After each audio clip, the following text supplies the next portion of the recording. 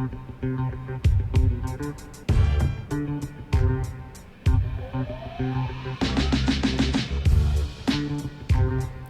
Charles, it's another lovely Sunday as spring closes in. Exactly. Good to see you, as always. It's good to be back here, and we had a little hiatus on the Sunday with Charles. Yes, and it was partially to do with Easter, partially to do with our good friend Robin Gritz being in Washington, D.C., and partially to do with the temporary disarray being caused by the malicious interference of hackers. Don't like the sound of that. No, and you know, they get very upset when I call them hackers, but you know what hackers do, right, Charles? Could they hack? Well, they hack, yes, but the very nature of hacking is they search for weaknesses within systems. We've heard of exploits. Hackers are all about finding the weakness. So if you've got a brick house and I'm knocking on the bricks and that's too difficult to get through, and I'm knocking on the garage and that's too difficult to get through, and I knock on the window and it breaks, I go in that hole. So whether it's a physical attack on a hardware system or a software attack or an exploit of the mechanisms through which YouTube allows people to submit complaints about videos, the individuals who are striking these things are hacking. And we've heard, of course, from our good friend Quinn Michaels, when you can't hack the system, you hack the user. And when you can't hack the hardware of the system, perhaps you could create a huge array of fake accounts or real accounts with fake names, or multiple accounts per person, or accounts that are driven by artificial intelligence or assisted by some sort of software application that allows one person to control hundreds or maybe thousands of these accounts, perhaps some sort of database that manages an array of YouTube accounts and allows you to submit complaints about a certain user or a certain video, whether those complaints are valid or not. You know, Charles, when people steal our live stream, your intellectual property, my intellectual property, material you work very hard to put together, they steal it and they put it out on their hoax channel. They think that's okay. They think that's their freedom of speech as an anonymous hoax channel, not even representing who they are, not even making any valid criticism or commentary on what you and I say. Certainly someone could replay a portion of Sunday with Charles and make some additional commentary, or criticize what we say, or make fun of what we say, or augment what we say. That could be useful, but just stealing it and repurposing it, particularly on a monetized platform, is a no-no. Yeah, it doesn't seem right. I mean, I think that obviously Google and YouTube are gigantic corporations, and clearly there are a large number of videos out there and they can't get everything right. But it does seem, from what you're reporting and your experience, our experience, it does seem as if, you know, when people make more than just defamatory, dangerous accusations. Yes. And you complain about them to YouTube and they leave them up there, and you go and you complain about it to the police and nothing happens, and you complain about it to the FBI and maybe something will happen. Well, that's just started, the FBI complaint. I'm still hopeful that the New York FBI will be helpful, and they called back so quickly. We have had multiple people tell us that that is a strong indication that we may have hit on something of interest to the FBI. Right. So, you know, it's just, I think, time to get this going in a better direction. There should be one set of standards in my mind for people who lodge a complaint form, identify themselves, and they say, I'm lodging this complaint for these reasons. Then, you know, Google comes to you, or somebody, YouTube comes to you and says, this complaint has been filed. You know, we don't know who this person is. Do you have a reaction to this? You guys try to resolve it, you know, as opposed to letting, creating this opportunity where anybody behind some fake name can lodge a spurious complaint. Right. That doesn't seem to be fair or right at all. And in fact, thinking about it, you know, I realize that Google has first mover advantage with YouTube, but there will come a moment in time where people will look at this and say, you know, if this is the way they're going to behave, on the heels of the way in which Facebook is behaving so arrogantly, and now maybe Twitter so Could arrogantly. be a backlash. A backlash against them, and an opportunity for new formats. Because as the technology, the cost of producing these videos drops, which it will continue to drop, and as the cost of storing everything that YouTube has to store, is going to be high for them, it creates an opportunity for a new entrant. Yeah. Well, and Mike Adams, the health ranger, is doing that, and we wish him the best of luck. We're going to participate in that video network, Real.video, once that comes online. But of course, YouTube is still the largest repository of video content on the internet, and these nefarious, cowardly, anonymous individuals have had an impact. They did their strike right at a moment where Crowdsource the Truth was really gaining momentum. In the days after I revealed American intelligence media to be essentially a fraud, spreading false information, and Douglas Gabriel to be maliciously spreading false information about Crowdsource the Truth and about me, we shot up from about 51 or 52,000 to about 57,000.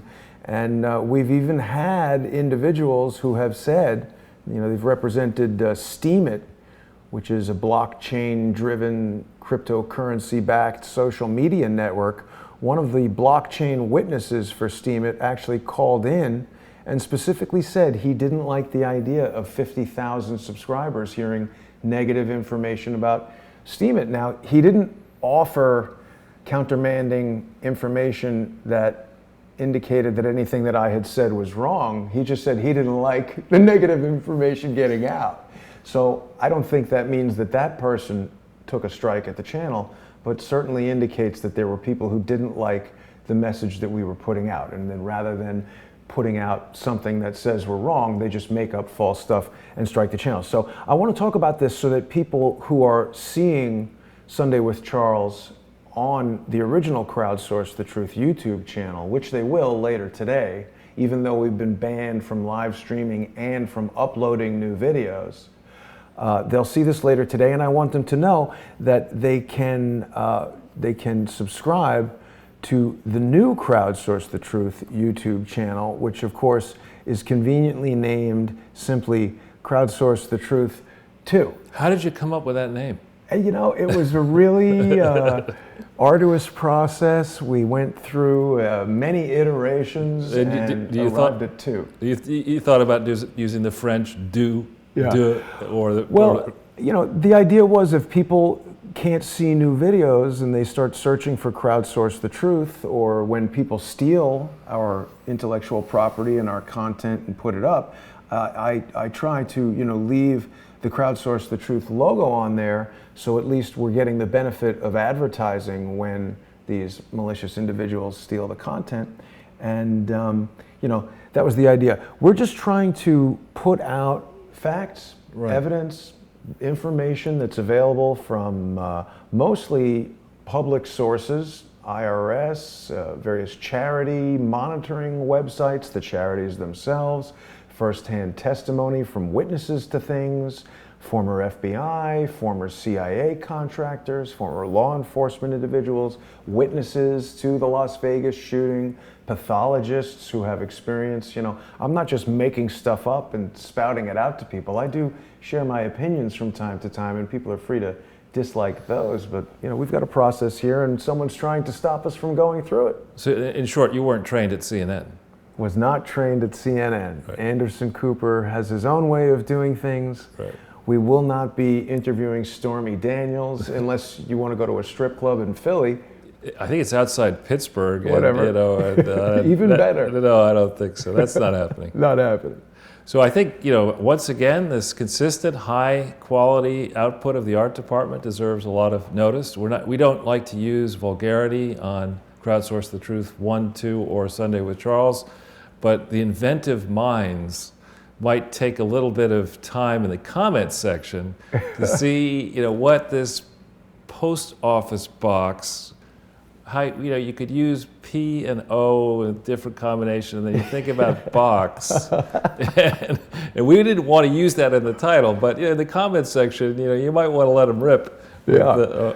Well, of course, it's a send-up of the famous film The Postman Always Rings Twice, and of course, parody of famous artwork, famous films. That's certainly covered by fair use and copyright law. As a matter of fact, it's given special consideration. But I don't think we can use parody to falsely accuse someone of a crime they have not committed or we have no evidence of. Of course, we are presenting copious evidence of crime on the regular, and we would welcome the Clintons to openly challenge you or I. Bill or Hillary could call in. They could email truth at Crowdsource the Truth. I'm NYC Jason on Skype. Bill or Hillary could call us and debate us. They could even come right here to the apartment, sit down, we could debate with them. I don't think that will happen. I don't think that. You could offer Bill, he's a vegan, I think, give him some kombucha. Yeah. Maybe like that. Hillary, I don't think we'd have enough wine in the apartment here. Maybe we could kill two birds with one stone, and we could interview both Bill and Stormy Daniels at the strip club in Pittsburgh. He might be there. Yeah, he'd probably be there in a heartbeat. He's probably already there. Probably already there. But Charles, as usual, you've created a wonderful presentation for us today. Thank you. Lots of material to get to. Well, let's just take a second on this first page before we even get into the disclaimer. I have, and I'm sure we all have, had experience getting post office boxes. For a while, I had a property out in the country, and I didn't want to have my mail, half a mile away from the house on the road. So I organized a post office box, but it was just for personal use.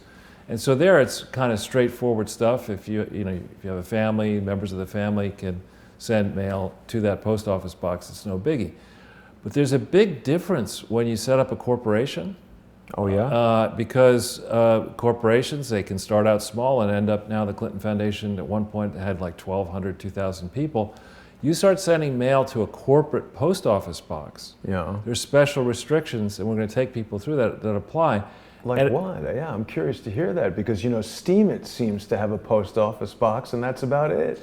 Well, you have to, first of all, there are overarching rules for the post office. So the post office, postal fraud became a thing, a crime, in 1872, well before there was an IRS, right? Well before there were issues of charity fraud, stuff like that. So post office fraud has been a big issue.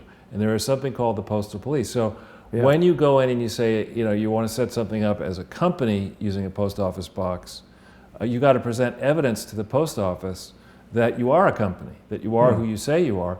And more than that, you've got to, the modern rules are that if you have a post office box, you have to update your application. You have to renew it constantly. So if things change, you've got to tell the post office about those changes. And if more or fewer employees are allowed to use, you got to give the names. And there's really a complex process that the Clinton Foundation, of course, has not followed. Wow. And we're going to take people through that. So there's yet another weapon in our arsenal here. We've got the state attorneys general. We're tuning them up state by state, and we're going to put the pressure up on that. We've got the IRS already investigating. We've got multiple FBI offices investigating. We've got multiple foreign governments investigating. Yeah. And it seems only fair that we give the postal police something to do. That's right. And so I hope the postal police, I hope they're just as tough as that fake episode with Seinfeld, which really was very, very funny when somebody came after, I think it was Newman, it George? Right? Oh, Newman was somehow involved. Yeah, Newman was always fighting with and that's Zero Mostel's son, I did not know that. Yeah, Josh Mostel. I sold Zero Mostel a bike once when I was a kid. Wow. But anyway, back on point here. In that episode, the postal police come after George and Jerry for a missing library book or missing something. Oh, Mr. Bookman, right? Yeah, the library police. Well, it's interesting, Charles, because the main post office, actually, I think for the whole of the United States, is the main postal branch right there on 8th Avenue and 34th. I don't know about the whole United States. I think it is. It's the main, big, huge one. No. So they're organized zip code by zip code, and so it's very interesting here. There are all sorts of ways that you can cheat with a post office box. You can send instead of sending 2,000 letters and pay the stamp on each thing, you send a package to a post office box. All sorts of ways you can cheat. But we're going to show how the Clinton Foundation was fraud. This is a Latin phrase, ab initio, from the start. We're just going to focus here on 1997, 1998, a little bit on 1999, and we're going to explain how this Clinton Foundation has been exploiting lax oversight in various places, starting in Little Rock in Arkansas. But beyond that, once we take this, all the way through, tomorrow I'm going somewhere to review 6,000 pages of evidence that has been assembled on a lot of different states to discuss it with friends of mine who've been looking at this for months now. Wow. We're just focused, we're not going to go through 6,000 slides today, just 9. But here what we're talking about, and we want people to start thinking about, is all the different ways that you can commit mail fraud using fake addresses, fake post office boxes, and fake charities. And when you start sending out hundreds of thousands of pieces of mail from fake addresses across state lines, potentially to donors who should not be allowed to give, like foreign governments, in this way, you've got some major league problems. And what I bring all this up to focus on 97, 98, 99, because the vaunted team of dopey James Comey, who's about to make another $10 million off the stupid book he's writing. Crazy. Which I can't wait to see. Robert Mueller, who I think is, people say white hat, black hat, and I'm terrible black hat. And Rod Rosenstein, I don't understand how that person, he can't say he's stupid when it comes to numbers. He was a summa cum laude graduate from Wharton. That's very tough to do. Yeah. There's numbers people flock to Wharton, and to be summa from Wharton and then get into Harvard Law School, he's no dope. He had to have seen this fraud. He had to have seen the problems with the Clinton Foundation way back when, with Whitewater way back when, and for some reason he and dopey James Comey and Bob Mueller have let the Clintons skate going way, way, way back. So how are these people, Mr. Trump, who encouraged Rosenstein to be the Deputy Attorney General, the most powerful person under Jeff Sessions? Who was the idea? Who were the people pushing that? Who vetted this man? Who let the dogs in, Who Charles? let the dogs in? Who's feeding them? See, what I was getting at is, at very least, that post office is the main postal branch in New York City. Yeah, it is. And I have seen the postal police in there. Sure. I believe that's where their office is, so we could speak to them potentially. But it's interesting how, just as I listened to you speaking about fake addresses, fake post office boxes, boy, it sure sounds equivalent to some of the fake internet addresses that are being used to attack in the same way. All of these crooks use the same tactics. Well, so here's the thing, and this is why it's so dangerous. If you have a charity, like the Clinton Foundation, in quotes, it's not really a charity in my opinion, but if you had a charity where the trustees were prepared to be crooked and look the other way, where the accounting firm was prepared to be crooked, where the local banks were prepared to be crooked, where people needed tax deductions, where people were very charged up and active politically, and it's expensive to fund these political campaigns. When you set something like this up, where you have these slightly confusing addresses, right? They're not exactly the right name, not the right address, and you start going around to little branches, bank branches, and you got a piece of stationery that says, I'm the president of the William J. Clinton Presidential Foundation, and I'd like to open a bank account in your branch. Right away. Oh yeah, I'm not gonna, is Bill Clinton gonna come by maybe? And would he sign the application? You get these things opened, not simply in Little Rock, but if you're really crooked, you can then go across state lines to other places like Massachusetts, where we have the name of the bank in Massachusetts, where they illegally opened up a bank account. We have the details in New York, where they illegally opened up a bank account. What you do, the trick here is, once you open a bank account for a charity, even if that charity disappears, you keep the bank account open, right? And then more money goes into that bank account, and if the trustees aren't checking and the accounting firm may or may not know about it, you have a way to get dirty money from around the world sent into the United States, and nobody will know, right? Because you've got a crooked bank, you got a crooked accounting firm, and there are all of these warning signs that are right there, that were there back in 2001, starting in February 2001, when Mary Jo White, who is a renowned U.S. attorney in the Southern District, And then dopey James Comey took over late in 2001, early 2002. Bob Mueller took this thing over. I mean, he was obviously the head of the FBI doing a lot of stuff. He takes over in September of 2001. And in 4 years, these idiots cannot see what is right there. They didn't need to issue a subpoena or anything. These are public records that we're going through, covering the period 97, 98, 99, that should have allowed this massive team that to look into the records and say, you know what, this ain't no stinking charity, right? Exactly. So here on the second page is our standard disclaimer, and for the new people, we have a different way of doing things. We don't do things the way the New York Times does, or certainly not the way CNN and MSNBC do. Washington Compost. Washington Compost, the fish wrapper, the New York Times. We actually start and try to find the evidence, and we're in the business of sharing our sources with you, the crowd, so you can see how we do this work. And you can, I'm just like you, frankly, in the crowd. I started out, first umpty years of my life through August 2007, I had written a few articles, I'd given speeches relating to banking and things like that, but I was not involved in the business of exposing fraud really until August of 2007. I was just interested in, speaking up and trying to change things. You can do the same thing out there. Those of you who are interested in this show, and we're trying to encourage you, we're trying to galvanize a new fighting force to go out there to fight for the truth, find the truth, start with this evidence, think about this evidence. If you see crimes that are not being followed, like this massive, epic Clinton Foundation fraud, which still has not been brought to justice, if you see, this unequal treatment of the law with Corinne Brown over rotting in prisons, who knows where, now for 5 years. Florida somewhere, right? I don't know if she's in Florida. She might, it's a federal prison somewhere. But anyway, she's 71-year-old African-American former congresswoman. She's in prison. She gets prosecuted. She gets convicted. She's incarcerated. Hillary Clinton, I suppose you could argue it's jail to be hanging around with Bill and the diarrhea expert and everybody else.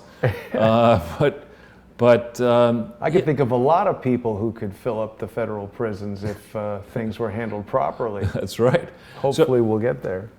So here we have the standard disclaimer. I encourage people to read it and think about it. I encourage you to go to my site. There's a lot of information on it. And of course, Jason's various playlists. We've got the one up there.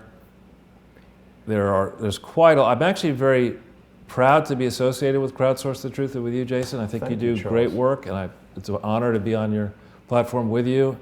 I love to see people share these various videos. We're going to go through an effort. We've had several people say, you've got so much here. Could you give us a way to organize it now? Can we go back over it? And I'll do that. We'll do one or more stories in various print platforms about it, and we'll have something up there. We might even think about going back over all these videos and maybe doing short intros, re-intros to each of them. We might think about putting the slides in one central place, maybe on my site or somewhere else. But there's a lot of good work here, and to understand, to see the long-standing pattern and practice of epic fraud, conspiracy, racketeering, corrupt practices. I mean, this is not traffic ticket stuff. I mean, this is a long-standing pattern and practice to seek money via legal means, to spend it without paying taxes or without paying your fair share of taxes. It is Robin Hood in reverse. It is stealing from the poor to live a fancy champagne and caviar platinum lifestyle. And, shame on the American public and shame on the regulators for letting this go on for so long. May I bring something to your attention and get your input on it, Charles? Sure. So this is a video called The Pinko Panthers that we did with Fabien Chalandon just a few weeks ago. And you and Fabien did amazing work revealing the ties to Unitaid and some of the financial crimes that are now being pursued in France. And of course, since the release of this video, Mr. Sarkozy has been arrested, correct? Yeah, I think so, or as we like to speak to, Pipi Le Pew. I wonder if this video had anything to do with it, but you noticed this before I did, Charles, the 1.1 thousand thumbs down.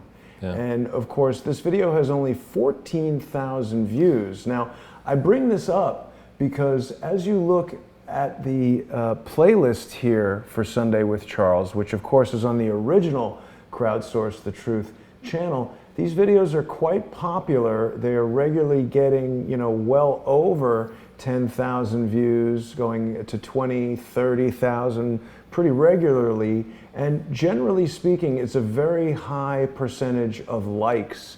In fact, it doesn't even make logical sense that 1 in 14 people watching something would dislike it, because when you start dealing with a sample of that many thousands, it just seems like people would leave if they didn't like it, not stick around and give it a thumbs down. And I bring this up not because I am fascinated with being liked or disliked, but because these things affect the algorithms within YouTube that determine who else can search for and find the videos, and they can have an impact on the number of people that ultimately see it.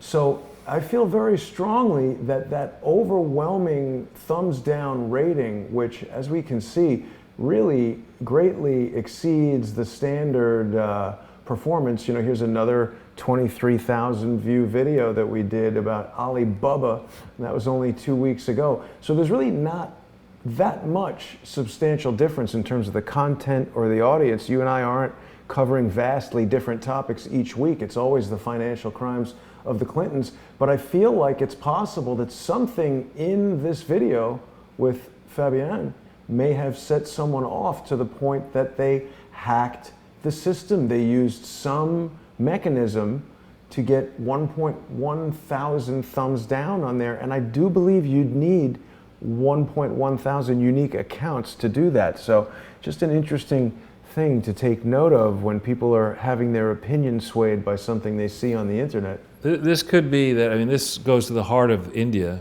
Inc., and there are a lot of people in India, and a lot of them are computer adept. So it could be that, the Indian government said, these people are getting pretty close here, and this won't be so good for us. But I do take your point. It's one of the things I want to do in the memo, in the various print pieces, is go through all this and see, overall how many views do we have, what are the typical relationships and metrics that are important. Mm-hmm. But it's quite a body of work. I didn't realize we had now 60 plus. That's going to end up being quite a lot of views, quite a lot of minutes. Right. And I would also say that the overall attack on Crowdsource the Truth was done at a very strategic moment. We had rapidly passed 50,000 regular subscribers. The message that was going out, whether it be your research about the Clinton Foundation and their associates and the international money laundering and the vast financial and other crimes that this evidence would indicate that they have done, that's just part of it. People were, by shutting down Crowdsource the Truth, they were suppressing the story coming out from Harmon Wilfred, America's first refugee, who will be with us, of course, tomorrow at 7 o'clock. They were suppressing the message from Robin Gritz, from all the other people that we have on this channel, Kevin Shipp, all the wonderful people that are bringing information forward about Vegas, etc. But I'm yapping too much, Charles. Let's get to let's go your back into the information slides today. You're not yapping too much, but let's go to the slides here. If we go to the next page. Yes. And really, I think there was some breaking news that maybe we should cover right away. Well, probably the most important and serious matter is these latest accusations of a chemical gas attack in Syria. And I admittedly haven't had very much of an opportunity to look at a lot of the reporting or the evidence, but whenever we hear about this and then we see videos of people with no chemical protection tending to the wounded, or even short of that, they're blaming Assad. Well, why would he use chemical gas if he knows that that would invoke the wrath of the United States, the United Nations, and spell almost certain death and definite war in his country? Why would he do that? Even if he is crazy, he obviously doesn't want to be killed. If he's a megalomaniac, he wants to control Syria and remain in power.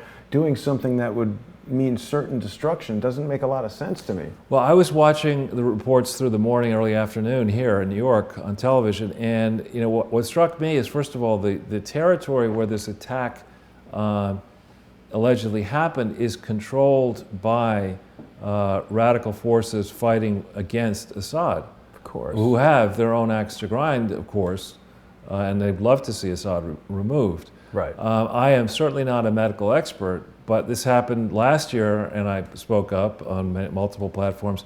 If truly chemical weapons were used, then you would think that the people who are going to go in and try to wash this stuff off or get this stuff off the victims would not be exposed with no protective covering, which is what I saw. I mean, I saw little kids being brought up to hoses and people with no even gloves on, just trying to get the stuff off.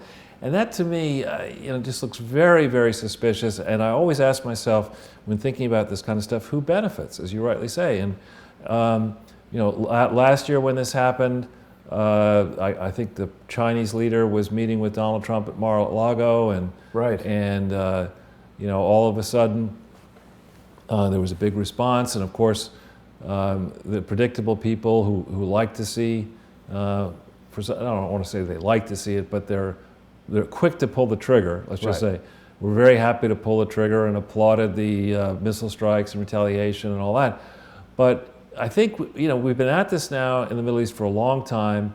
I heard General Jack Keane, a person whose advice I respect, but his full-time job is teaching or working at the Institute for War. I mean, it's Yeah. let's keep this baby going here. Yeah. Right? Here's a chance. And he was making these eloquent arguments about how Russia now wants to extend their influence in the Middle East, and they're going to do a base in Syria. I'm not belittling that, but when I think through, I say on the one hand we have the United States spending $800 billion per year that we know about on military. We have how many bases around the world? Hundreds. Yeah, and we have troops everywhere. We're all over the Middle East. We're all over everywhere. And Russia is a much smaller economy. Right. We're expanding. We're increasing our spending. We're now elevated Russia and China as top targets of our military apparatus, and that might cause Russia and China to be a little bit more nervous about dealing with us. And I'm not saying we necessarily. Well, I'm certainly not saying that we should assume there are no enemies in the United States of America. Of course there are. And I think though it's hurt many of our industries to see China's economy suck jobs out of the heartland in particular, and suck intellectual property out, and we have a structural trade deficit with China. Mario Cook is saying that there are photos coming out now that already indicate that the chemical attack was another hoax. Really? Yeah. So I mean, I hope we don't immediately jump into putting our fingers on pushing the trigger, and I think we need to think calmly about it. This is a nice segue into the first thing here. When I heard about this Skripal incident in Salisbury, a lovely town, by the way, in England, I've never been.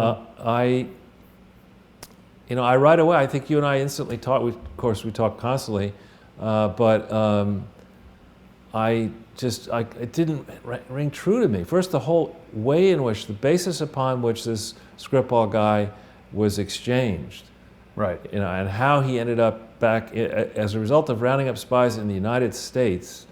We did a trade wherein a spy held by Russia was released to the UK.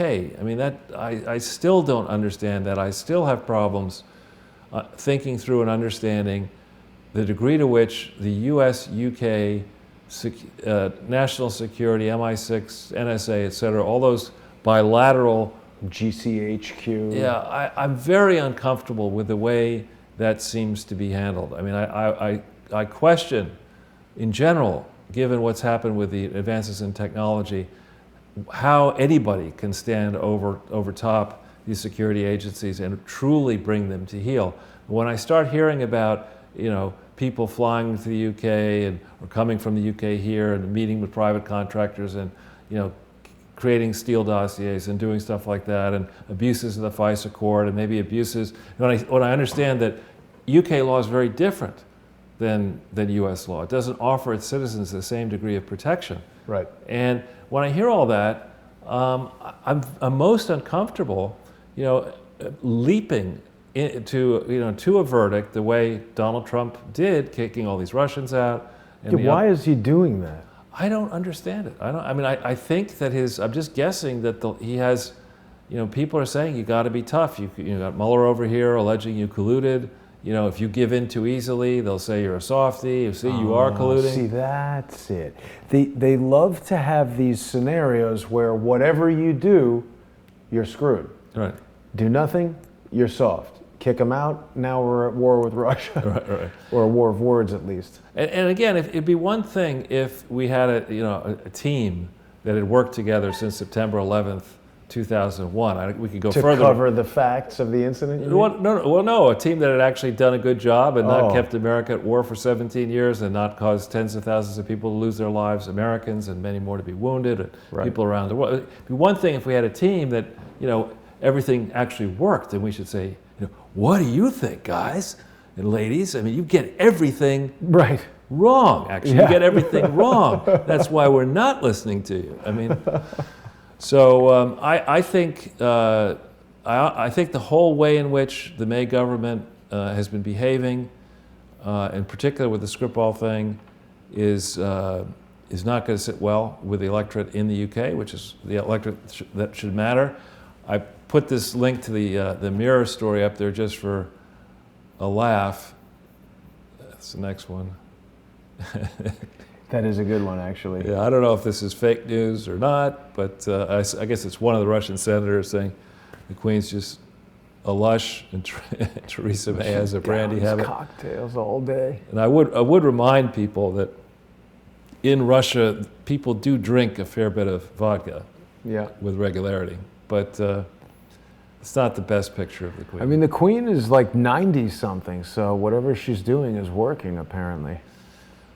Yeah, I remember years back, I think, they used to send, from the tabloids, they'd send reporters to go to the Queen Mother's palace and go through her garbage every... But is that the Queen or the Queen's mother?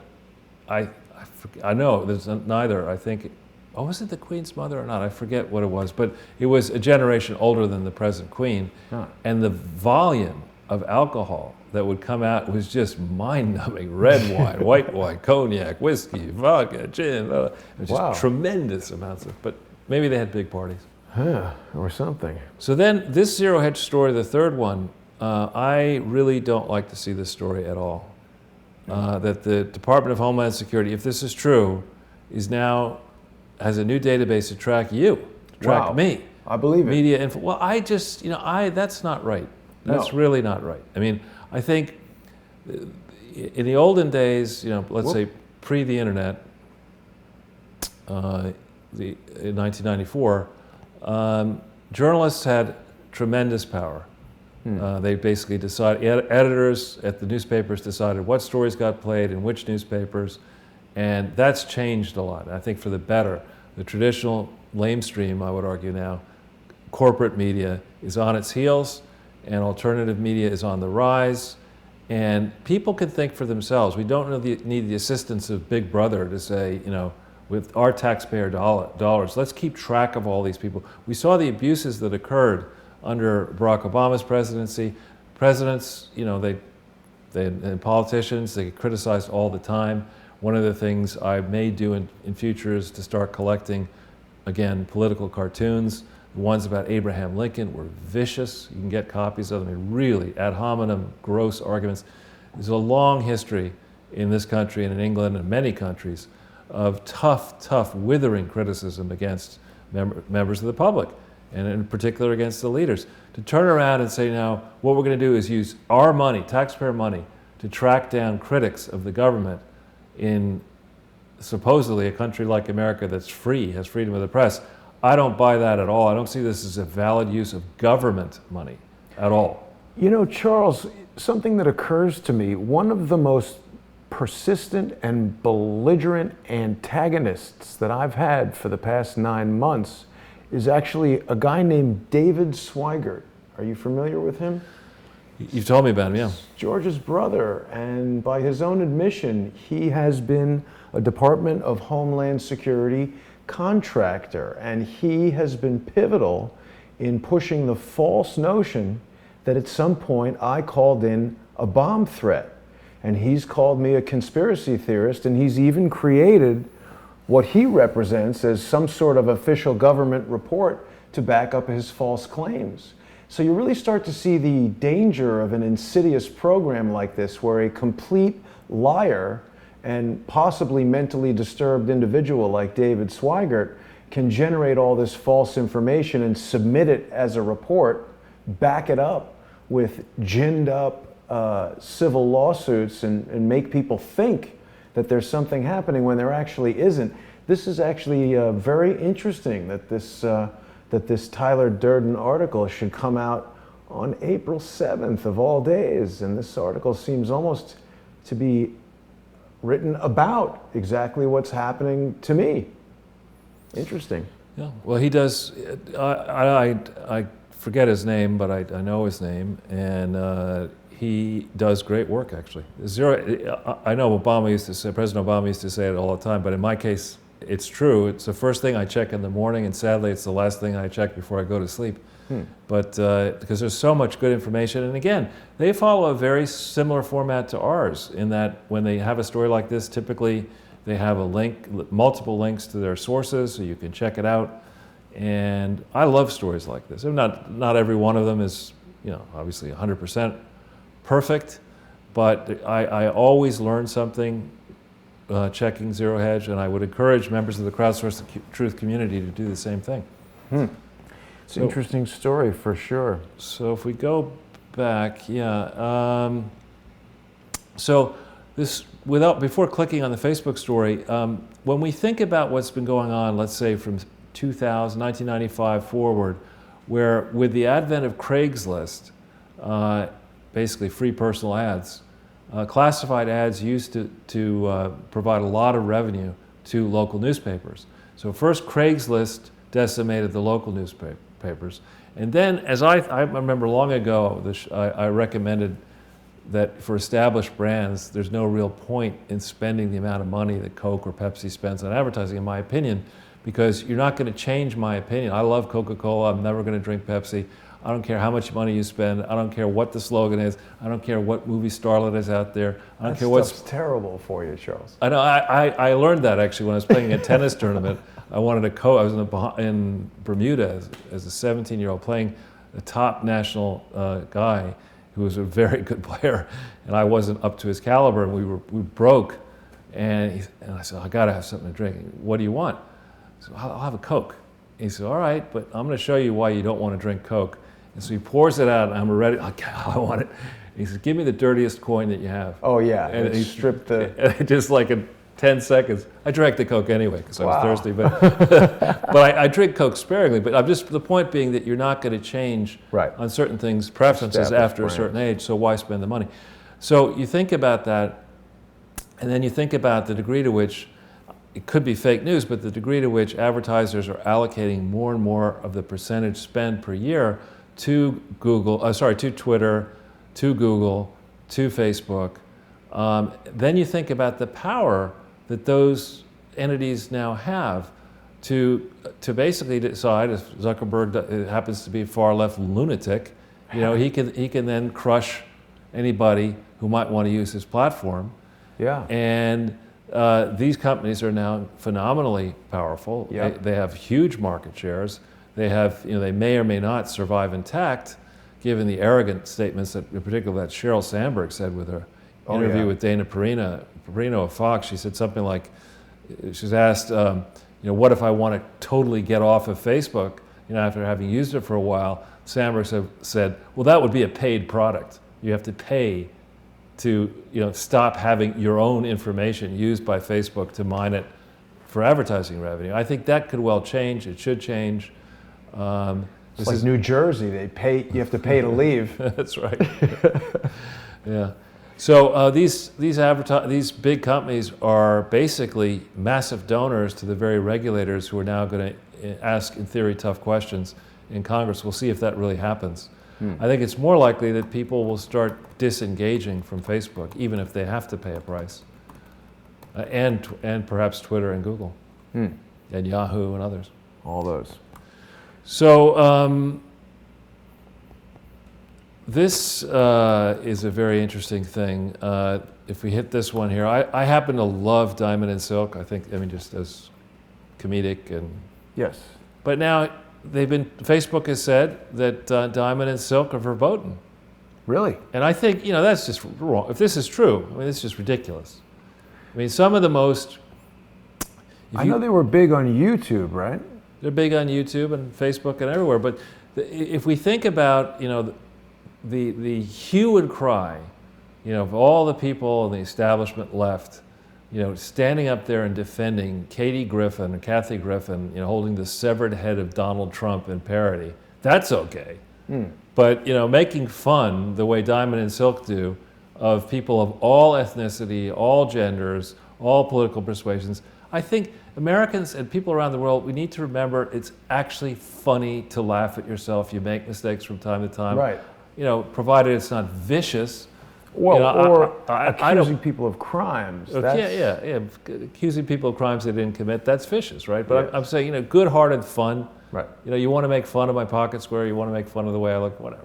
It doesn't bother me, But, and in fact, some of the people who've changed this earth and the planet for the better, Galileo, people who challenged the orthodox, leaders that rule the world. Well, they were ridiculed horribly. Yeah, but the point is, you want to encourage these challenging thoughts because out of it some good will come. And frankly, right. A lot of what Diamond and Silk had to say has, I think, been very thoughtful about the degree to which the Democrat machines in the inner cities have not been helpful to African Americans or minorities at all. And yet, for decades, African American voters would come out to vote for people like Hillary Clinton and Bill Clinton and Dick Durbin and people like that who have been atrocious.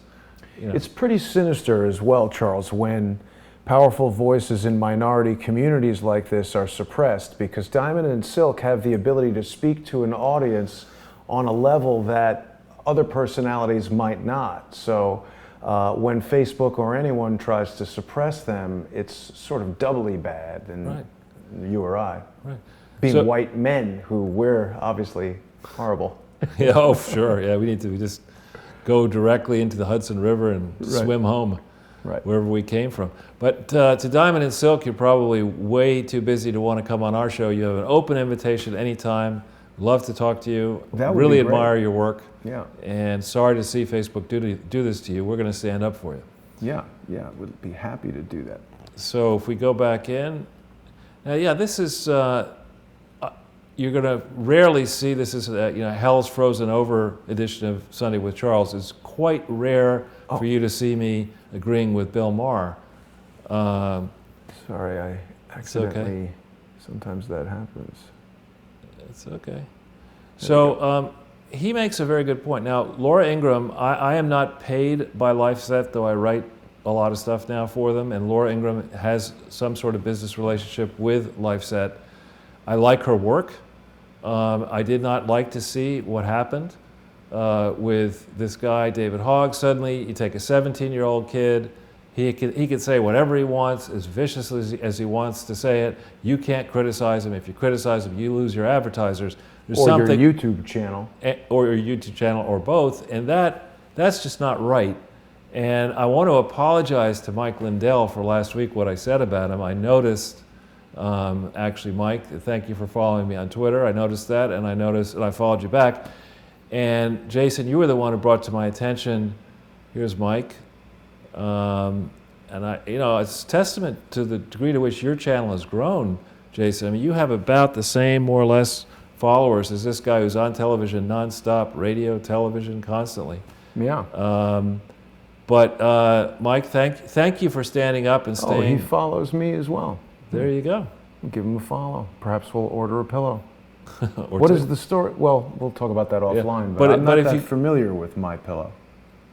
Well, this is a guy who was in deep distress at one point. He was either crack addict or something like that. Ooh. He had started a business, got hooked on crack, and he's found his way back. And he's clean and sober now. He's a relentless advertiser and claims to have invented a pillow that's better than the standard pillow. Hmm. But Mike, thanks for standing up for Laura, who's a good person. I hope her show on Monday will get a lot of attention. I've tried to do my part in a piece that I hope will come out any minute in American Thinker, putting the crosshairs literally on David Brock and his illegally organized Media Matters for America supposed charity, which is really a fake charity, coordinating with something that doesn't really exist lawfully, the Media Matters Action Network. Some details on that coming out in American Thinker. But I think you have another piece on Laura Ingraham that we might want to show. I didn't realize that. There you go. I didn't realize that Media Matters was a charity. I thought it was some sort of political action group. They're always, Cheryl Atkinson's book was pretty much all about them taking action and destroying people's reputation in the way that many people are trying to do to me. Yeah, so the way this works, you can, of course, do that as an individual if you want to get together and, run the risk of being sued or whatever. You could do that. Where it gets very dicey, and this is what my piece in American Thinker is about, when you want to be a charity, the first thing you have to be is an actual straight-up organization, which means if you want to be a corporation, you've got a non-for-profit corporation, you have to have articles of incorporation and bylaws and directors and minutes and process and if you register in various places, you want to use a fundraiser, you've got to, before you solicit in many states, you've got to fill out all the paperwork. You can't use an unregistered solicitation agent, and if you want to engage in action, taking people down the way Brock regularly delights in doing, right. You got to do that through another organization, which is called a 501c4. And of course, they didn't register that in New York or anywhere else because that's the Clinton way, man. That's a pretty regular practice. Robert David Steele also doesn't register his charities and then goes and solicits $250,000 in the state of New York. A felony. Yeah, not just a felony, probably many felonies. Ooh, many felonies, Robert David Steele. Yeah, and so anyway, props to you, Mr. Lindell, and I'm sorry I took a shot at you last week, and thanks for standing by Laura Ingraham. Perhaps Mike would like to email truth@crowdsourcethetruth.org, and we could arrange a Skype call-in on a future sure, Sunday please do with that, Charles Mike. show and talk about his story. That would be very interesting, actually. Yeah. So please do that. So if we go back into the slides, yes. That's not it. There we go. Okay, we're all right. This one here,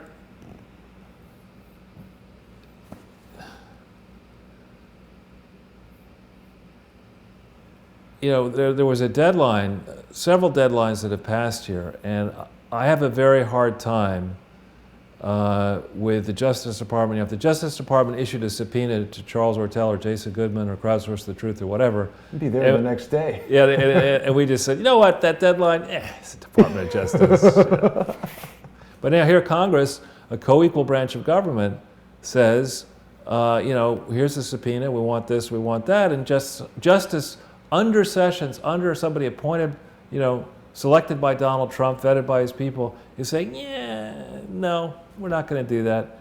And crazy. It's just, we look foolish as a country. It's just foolishness. And what is really going on? I think what's going on is that for decades now, there's been a uniparty. There have been people on the establishment right, Republican, establishment left, Democrat, who have been inserting their operatives into career positions at the IRS, Justice, elsewhere, state government, so that the elections, they basically don't matter. Right. You get a different person in there, but the career people are stuck in. They've got all these excuses about why they're not going to get anything done. Many of them are unionized, and you can't fire them that easily. And so this, though, is a case where there have been, when I saw this in the very beginning, way back when, I said this is way worse than Watergate. Just my instincts. You're hearing that regularly. It's way worse than Watergate. This is about a president and his team of advisors and his team of patrons, perhaps rigging the 2012 election, which is something people are not yet talking enough about. Right. Dampening the inquiry into the Fast and Furious and the various scandals. Who knows how the voting actually happened in 2012? There were substantial rumors about voting inconsistencies, irregularities. How much meddling happened in that cycle? And for certain, in the 2015-16 cycle, it made no sense to let Hillary Clinton be encouraged to rig the primaries the way she did with the superdelegates and the deals we know about so far. It made no sense for that to happen. That did happen. It made no sense for the investigation into misuse of classified information by Hillary Clinton to be sidelined the way it was and everything else. And now, it's almost 2 years of Trump will finish his 2 years, I guess, in January of next year. So we're not quite year and a half into it at this point. But I mean, come on, it should be possible. There should be a means for Donald Trump and his people to sit down drain the swamp. Well, and to say to the Justice Department, look, if you can't tell me, Donald Trump, you got to be able to tell somebody why you're going slow here. And, we got to have Horowitz or somebody, maybe it's this guy out in Utah, get to the bottom, this U.S. attorney, get to the bottom of why the go slow, why the no look, what's going on with the Horowitz memo. Now, maybe there are very good reasons why this is going slow. Maybe there are grand juries or, But didn't we hear for months that it was coming in March, and here we are, first week of April is over. Next week, we're into the second week of April. The guy's been working on this forever. I don't know, and maybe then it's like the big, rope-a-dope, let them wait it out, we'll get closer and closer to the election, and then it'll be... Nothing burger. Then it'll be, well, we can't give it to you now, we're too close to the election. Right. This has got, come on, this is long enough. There's a long trail of evidence. We need to have this stuff out, and good for the president for raising the heat. And Charles, along the lines of what we were discussing earlier, when you talk about the 2012 election, et cetera, I remember very clearly when Barack Obama was running in 2008, connecting with a lot of friends from high school and friends from the past on Facebook. Facebook was very new, at least to me, in 2008. I don't think everybody was on there, and certainly YouTube was very new. I don't think we saw the kind of influence from alternative media. Right. I didn't know about InfoWars in 2008, and certainly that organization has gained a lot of power and a lot of following. And whatever people think about it, it definitely represents the strongest version of that counterpoint, and certainly was an inspiration to me to do Crowdsource the Truth. So I think we've seen in the years since then, 2016 might have been the year that independent media on the internet reached critical mass, and now we see all this backlash from Department of Homeland Security wanting to call people like me a conspiracy theorist and have lunatics like Dave Swigert write crazy reports that they can submit to whoever and think they're going to do something, but it's really just fiction that he's submitting or his own psychotic fantasies. Great. So if we could just go back to the slides. Yes. The other thing I wanted to say real quickly about the special counsel, friend of this show, who you've been on his radio show once, Larry Klayman, has got this petition on freedomwatchusa.org that people can go and sign. Larry has been trying to become the second special counsel, and I feel pretty confident that if we had Larry over there draining of the swamp, he's kind of like the roto-rooter of swamp draining, so maybe people might want to consider checking that out. Good. And then this tweet from Donald Trump is pretty amusing. This one here. Always good for a laugh. What do we got there? So the FBI closed the case on Hillary, which was a rigged investigation. They exonerated her even before they ever interviewed her. He should have put interviewed in quotes. And they never even put her under oath, and much more. So true, Jesse. Yeah, good shout out for look at the Waters time World. on that tweet. What is the time? 4:27. Whoa, when does the guy sleep? I know. I mean, that's impressive.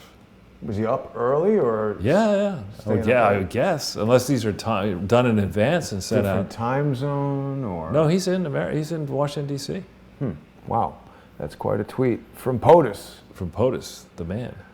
So we're over here somewhere. We're in the slides, I hope. Yeah, I'm trying a new method of trying to have those ready. What I really need is another screen so I can have this on one and the slides on another. But so Congress as well, this guy Mark Meadows, is threatening to impeach Rosenstein if he doesn't produce these documents. And, Good. And good on you, as they say down in the Bahamas. I thought that was Australia. Maybe there too. Yeah. So we can go to the next page, actually. We don't want to see Judge Janine talk about that? I've got that at the end. Okay. So we've been spending a lot of time, it won't be all that new to many of the crowdsourcers, but we've been spending a lot of time on the degree to which Rosenstein, Comey, and Mueller, in my opinion, and I think Jason's opinion, have dirty hands. And I did this piece, this first piece here, Lifeset, Polyset or whatever it's called now. Yeah, it's the next tab. Yeah. Now this, if people in the community have the time, this has really gotten a lot of attention already, but I encourage you to circulate this piece around to your friends, follow all of the links. In essence, this is very important because this is an incident that locks into the same time frame as when the Uranium One informant is claiming that money was being funneled, cash money was being funneled illegally into the Clinton Foundation without being declared. This is evidence that I found and others found, it's all linked in here, of how it is mathematically impossible for $37.2 million to have gone from the parent Clinton Foundation to the Clinton Bush Haiti Fund during 2010 when you follow the money the way I can follow the money. So I have correspondence that I share in here with the Minnesota authorities where they tell us how much money the Clinton Bush Haiti Fund had raised by May 31st, 2010. And we know how much money it had raised through the whole year.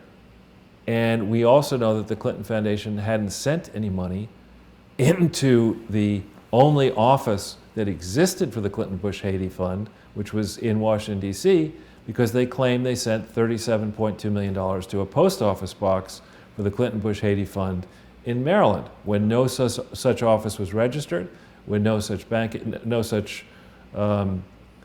just impossible to have been done this way. And the reason this is all very interesting and dangerous is 37 million, even for the Clintons, is a lot of money. And Corinne Brown, remember, is in prison for 5 years, over 800,000. Right. This is 37 million. It sure looks to me like it was improperly accounted for at the Clinton Foundation books. It may not actually have gone to Haiti. There are all these kinds of question marks around Haiti, and we're going to break some news here in this broadcast that another reason why this is very suspicious is that Barack Obama and Michelle Obama gave over 200,000 of their 1 point some odd million Nobel Peace Prize, so richly earned, dare I say, in April of 2010. They gave that money to the Clinton Foundation to give to the Clinton Bush Haiti Fund. So how did that happen? Well, when you first told me about that, right away it occurred to me that that is a mechanism, or could be a mechanism, of getting Barack Obama involved in the fraud for an amount of money that would implicate him if he failed to protect the fraud. Right. Stinks of that. Right. And and it's just classic stuff. Here you have both members, what do they say, brothers from a different mother? Right. But they're now fast friends and doing all kinds of projects around the world. HW did projects with Bill and the tsunami, and then he did Katrina with Bill, and then he did something called the Gulf Coast Recovery. Tsunami of cash. Yeah, exactly. And this is one where Rod Rosenstein was the U.S. Attorney in 2010 in Baltimore in 2011, and these tax filings for 2010 were refiled in 2015. So the statute of limitations has not run for tax fraud on this. I would argue that this stuff affects a banking institution, so that it has much more than the standard 3 years. What are you guys doing about this? In Maryland, we've been in touch with the Maryland authorities. We have correspondence from the Maryland authorities. Are you just you're in the fraud protection business now? Is that what you like to do? I mean, come to Maryland, we protect frauds. Look at Baltimore. Look what you can get away with in Baltimore. There's mayhem. Put that on the license plate. Right, the land of fraudsters and oysters. Right. So now, in terms of Rod Rosenstein, we've got some links up here, and I have some real problems with what I see in this person's record. One, he was involved in the Whitewater investigation, which to me, I appreciate that the Whitewater investigation occurred in the beginning when Bill was president, so it was kind of tough to get him. But to me, that was a garden variety land scam. You take a bunch of worthless dirt, you convince the governor to try to convince the governor to make that dirt more accessible by changing the highway. That was a big deal, using his position as the governor to build an off-ramp on a highway to this worthless land. And then you get a crooked bank to say, that Bubba and his wife Dottie, they can get a 20-year loan to buy this piece of dirt, a smaller piece of dirt, and it's just interest only for the first 5 years, and you just mark the thing up 5 times. I mean, it's a standard land development scam. And people do that all across the world, but you shouldn't be doing that as the governor of the state, the attorney general. I mean, it was first, I guess, when he was governor. And you certainly shouldn't be obstructing the investigation of that. So when I see somebody as smart as Rod Rosenstein, summa cum laude graduate from Wharton, Harvard Law School graduate, on the team that couldn't see the obvious whitewater fraud, then on the team that couldn't see the obvious travel office fraud, right? Then on the team, he does such a good job missing fraud that they say, you know what? Why don't we put you into the Justice Department in charge of deciding who to get prosecuted for fraud? So from 2001 to 2005, when the Clinton Foundation frauds escalated from small beer stuff into this gigantic, sending adulterated possibly sending adulterated HIV drugs around the world, and international fraud, wire fraud, bank fraud, mail fraud, registration fraud, solicitation fraud, lying under oath, everywhere. This smart person with his team couldn't look at the obvious and say, I think there's a fraud here. Yeah. It just, you see him in that, then you see him move from that to the Ranboxy thing comes to light. That's something that's embarrassing to the Bush administration and to the Obama administration and to the Clintons. Nicolas Sarkozy. And certainly Nicolas Sarkozy. But we don't yet understand how much dirty Ranboxy, how much dirty generic medicine may have ended up, paid for by U.S. taxpayer dollars, may have ended up scattered in countries around the world where there is an HIV/AIDS problem. How much dirty medicine did we pay for as taxpayers? And why didn't Rod Rosenstein and the team that was on this case for something like 7 years, why did it take them 7 years? Admittedly, they got $500 million from Ranboxy. Maybe they should have just shut Ranboxy all the way down. Maybe there should have been a lot more people in prison. Maybe the Clinton Foundation fraud would have been known had Rod Rosenstein done the real good job that he should have done. And here's a guy, who was in that role at the same time missing the laureate, what I consider to be frauds. Well, he was very eager. Oh no, that was Schneiderman who went after Trump University. Right. So, and then he misses the Uranium One stuff. He misses this. He's a champion at missing fraud. But at what point, Charles, does it become obviously compliance with the fraud? Well, again, and that's why I asked the question. I mean, I appreciate, you win, you're running for president, you win. Maybe that's good news, maybe it's bad news. It's like, oh man, now I got to work. But anyway, so he wins. And you got these positions you got to fill. You say, well, I've got to put somebody into the Justice Department who's going to run the place. Who should I put in? Why don't I put somebody in who is proven to be incompetent at spotting fraud? Right. That's the best. Who was putting this guy forward? Who was pushing this guy on Trump? I can forgive the Trump administration in the early heady period when everything's flying at them all at once. They're new to running the government. But who pushed for Rosenstein? Who's protecting Rosenstein? Why is that guy still on this case at all? In my view, as I say in the piece, I think he's either a witness, in the Clinton Foundation fraud, or maybe even a subject in the Clinton Foundation fraud. And I think it's the crowdsource of the truth community. We need to step up, stand up, talk about this, circulate this. I think we're seeing, at least I'm seeing in the retweeting and the traffic, that there are a lot of people focused on this. There are going to be some big pieces coming out this week, raising the temperature even higher. Good. We need that temperature to go up because it's been freezing here in New York lately. Yeah, exactly, in the spring. Yeah. Okay, so back to... Oh. This is just to show it's not simply right-wing talking points here. The left-wing Los Angeles Times has noticed some of this.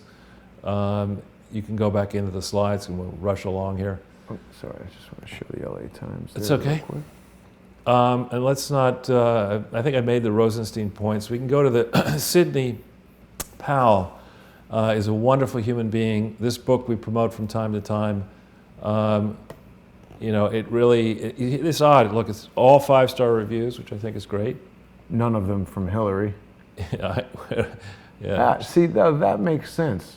That it's heavily weighted towards 5 stars. Everybody likes it. With Hillary, it would be upside down and still get 5 all stars. here, and she get a 5-star. But if we go down, let's just see if there are any interesting reviews. Here. Exposing injustice. Yeah, it's really. She's a wonderful human being. I've had the privilege of meeting her several times.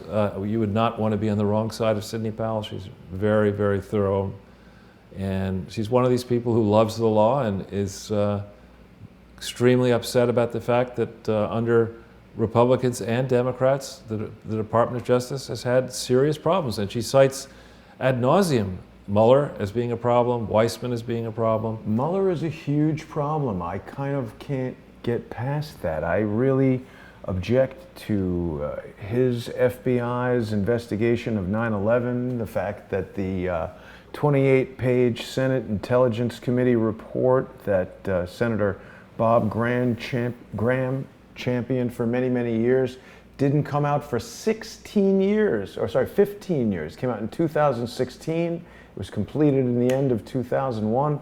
Mueller had to know about it, implicated all kinds of people. I have now finally seen evidence that there were some Israeli students that were involved somehow. They were whisked back to Israel. There's all these unanswered questions about 9/11, which Robert Mueller presided over. He is a bad hombre. Yeah, I mean, it's enough of this. So if we go back into the slides, that's if we hit this Wikipedia thing on James Comey, we'll see that's the definition of dopey. There he is. And if we go down, slide he looks down, dopey. Yeah, down the right. Look when he was director of the FBI, September 4, 2013 to May 9, 2017, right? Yep. So through May 9th, 2017, if we keep going down a little bit, you say preceded by Robert Mueller, and we hit that one. No Mueller, yeah. And Robert Swan Mueller. That's interesting. That's his middle name, Yeah. Swan? The third. We go down there, it'll show how long he was there. He was September 4. He was appointed by Rod Rosenstein. Right. Oh, but that's his Special current counselor, thing. yeah. Right. But here we have Director of the Federal Bureau of Investigation from September 4, 2001 to September 4, 2013. Now, in the period, I want to say in like 3 or 4 through 5, Rod Rosenstein is now Deputy Attorney General of the United States. Comey was Deputy Attorney General of the United States back in This is a revolving door at the Justice Department. And it just does, I mean, to me, problems as serious as these are, whether foreign actors colluded or interfered in the elections of 2016, and I would add 2014 and 12 and 10 and whatever. It wouldn't just be, for me, an inquiry into 2016 and 15. These are serious questions that should be asked and answered by serious people, not by people who, even if, let's say, by some miracle, Mueller issues his report and says, you know what? Barack Obama, Valerie Jarrett, Joe Biden, and their families, and Hillary Clinton, they're all going, Corinne Brown, we're releasing you from prison, and the whole kit and caboodle of all the people that we've been chasing for a long time, you're going to break rocks up in mosquito-infested, fly-infested Alaska for the 1 month a year in that prison where it's warm, and then you're going to make ice cubes for the balance. Even if he did that, because of all these conflicts, people are going to say, was this really a straight analysis here? And I think that's, at root, a very serious set of problems that has to be addressed imminently. Absolutely. I think they should take those people and put them into the underground prison that Harmon Wilfred had to stay in for 4 months to see how they like that. Yeah, I'd send them to the same one in Cairo, which I walked over one day. There's an underground prison in Cairo? Downtown Cairo. You can hear the people yelling out from the manhole covers. That was back in 1975. Wow. And it wasn't air conditioned. I wouldn't think so, but I guess that's a deterrent to crime if you ever wanted one. Yeah. And so, how could the FBI, you tell me there's nobody in the FBI who saw all these problems. Here's a story from 2016 alleging that there were 150 agents looking at the Clinton email probe. How could none of these people have asked the question, you know, we got this secret server and these secret devices. You know, how did Hillary Clinton and her team, where are the records in the State Department? Bleach bit. Yeah, well, no, but there's got to be some records. I mean, in the old days, you know, well, there have to be duplicate, triplicate, you know, the way the government works. You can't just have one record. She couldn't have gotten to every single record. You know, if you have 150 agents looking at things, there have to be files here. And it just doesn't make any sense to me that we would spend, as we do, $6 trillion a year on government, all levels, and have, you know, a system that would appear to be so easily gamed. Well, there's a lot of that going around, Charles. People like to game systems. Yeah. I mean, and that's the look of somebody who just thinks that we're all equal. She's not arrogant, not in the slightest. You know, she rigged the election. She helped launder billions of dollars around the world, has created wars and destruction and misery all around the world. But at this point, what difference does it make anyhow? That's a good one. Anyway, Mrs. Clinton, boy. So we have this WikiLeaks here. What was, you keep bringing it up and we never get to the details. Here's this cable of Robert Mueller delivering highly enriched stolen uranium to Russia in 2009. Now, I really want to understand that one. First, where did this stolen uranium come from? Yes. You know, is this uranium one informant stuff? And, you know, why did it fall to Robert Mueller to bring it to Russia? Mueller. Whoops. What just happened? I don't know what happened. Let's see if we can get that back. There we go. Uranium is a very dangerous substance, right, Charles? It's radioactive. We've in the past received information that it might have been illegally transported. Its depleted form might have been illegally transported on Maersk vessels. That came to us from a retired military source and was corroborated by a news article, I think in the Atlantic, that a Maersk vessel had run aground in Sri Lanka or Bangladesh, might have been Bangladesh, where the government detected dangerous levels of radiation there. So a lot of reason to be cautious if you even have a suspicion that uranium might be present somewhere where the proper safety protocols aren't in place. If they are not in place, that is, it's important to alert the proper authorities to make sure that that's not incorrect or possibly a danger to the public. Yeah, so these are taken from the, I think, the Secretary of State or State Department cables. But a timeline needs to be put together here, not treating the uranium one matter as a separate investigation, not treating Anna Chapman as a separate thing and the Clinton Foundation as a separate thing. It's all one thing. And you know, we need to go through, we pay a lot of money as Americans for our government. We're not getting what we deserve. We need answers here. There's obvious corruption. People are trying to cover it up, and it's time to uncover it. It's trying to let the American people understand what was done behind our backs. We're all, you know, none of these captains of government, you know, are that much smarter than the average man in the street. And it's time for us to know the truth. It's for the truth to be crowdsourced and fully exposed. Now, Charles, just so people know what we're looking at here, this is from a WikiLeaks release of diplomatic cables, right? Right. And this has never been denied. This is authentic material where the FSB, which is obviously the Russian agency that replaced the KGB, this is like the federal whatever, is clearing with the Russian Ministry of Aviation a flight with Robert Mueller and uranium. And this is on September 21st, 2009. Okay, now September 21st happens to be 3 days before, or no, 8 days before the Clinton Health Access Initiative was created on the 29th of September 2009. So he's messing around, Mueller personally is messing around with uranium, delivering it to Russia. We have this uranium one informant. We have a stalled investigation into uranium one. We have an illegal reorganization of the Clinton Foundation going on. We have a lot of very smart people in the FBI who must have seen all this stuff, must have been aware of all these crazy trips and agreements the Clinton Foundation was entering into around the world, yet nothing happened. It's almost as if the Clintons were given a prospective get out of jail free card. Maybe that's what happens when you get a small pension, a couple $100,000, but the big deal is that you can break any laws you want as a former president. You can do what you want. There's money to be made if you're in that business. Yeah, you're a protected criminal. I've thought often about the saying that crime doesn't pay, and I think that's wrong. It would have gone out of business long ago if that were true. That was so last millennium. Yeah. So, and then on this final link on the page, now we're going to get into the foundation stuff, but the papers that were on the Anna Chapman matter, first dribbling out of the papers occurred before the 2012 election.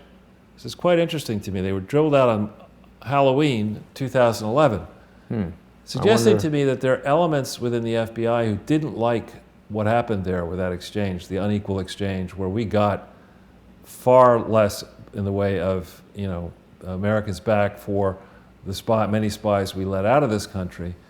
And I really, this just sticks in my craw. I don't understand why it took so long to round this spy ring up. I don't understand why the spies weren't debriefed.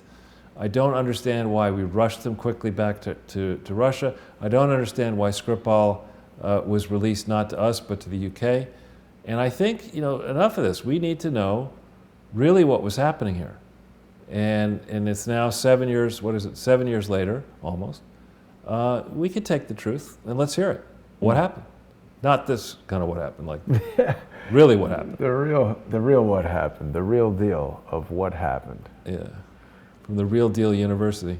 So I think, when people now reflect on this, people who have the time to think about these many scandals, they understand the rot runs deep. So now I want to take you through, this is a very simple and quick way to say that the Clinton Foundation is a hopeless fraud. And let me explain this to you. A charity cannot be an individual. It cannot be a collection of individuals, what's called a formless aggregation. It has to be an actual entity, separate and apart from the individual. So it has to be an association, a trust, or a corporation. In the case of the Clinton Foundation, they claimed that this thing was an actual nonprofit corporation. To be a validly constructed nonprofit corporation, you start by following the laws of the state in which you were incorporated, which are the lawless state of Arkansas. So they actually do have a great law called the Nonprofit Corporation Act of 1993, which is very explicit and lays out. We've provided links to the way in which the laws that are followed or should be followed in Arkansas. Yeah. And we don't need to hit that link quite yet on the blue one there on the right, but that is a pathway to the application or portions of the application that was tendered into the IRS on the 23rd of December, 1997.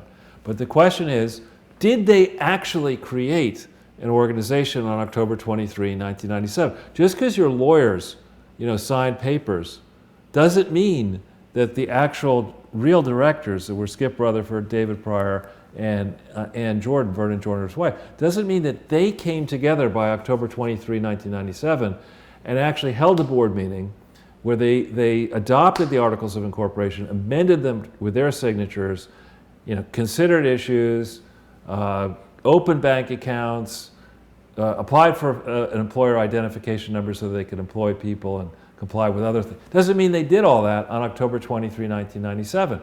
And indeed, in step 2, there's no proof that I've been able to see that they actually did that. But magically, before the 23rd of December, 1997, they were able to obtain a post office box. Now, the only way you can do that as a corporation is if you say to the post office, hey, I'm a corporation. I've done the work that you're supposed to do.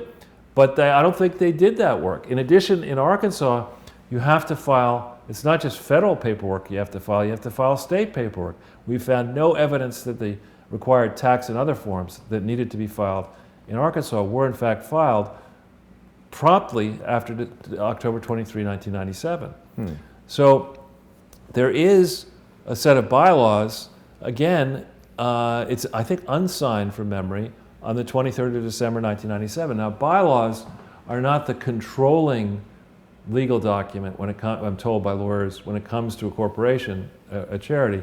It's the articles of incorporation that matter the most. Bylaws are sort of like rules for running the place. They have to comply with the relevant statutes in the state.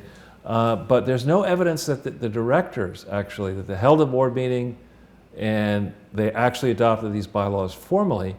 And there is rich evidence in step 5 that they had not applied for this employer identification number. And we've looked at it, and you can get an employer identification number promptly, right? You can get it.